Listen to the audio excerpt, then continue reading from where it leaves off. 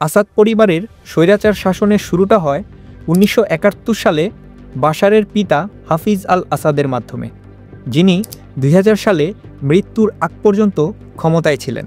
হাফিজ আল আসাদ নিজে একজন স্বৈরাচারী শাসক থাকলেও জনগণের কাছে তিনি মোটামুটি পপুলার ছিলেন, কারণ তার শাসনামলে দেশটিতে ইকোনমিক ডেভেলপমেন্ট, ল্যান্ড রিফর্ম এবং শিক্ষার প্রতি লোকজনকে আগ্রহী করার পাশাপাশি দেশটির সেনাবাহিনীকেও শক্তিশালী করা হয়। 1990 সালে হাফিজ আল আসাদের শারীরিক অবস্থার অবনতি হতে শুরু করে।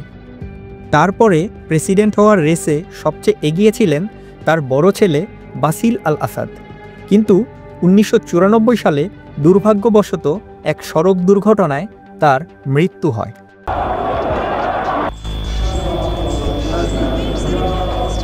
এরপর 2000 সালের 10 জুন হার্ট অ্যাটাকে মৃত্যু হয় হাফিজ আল আসাদের।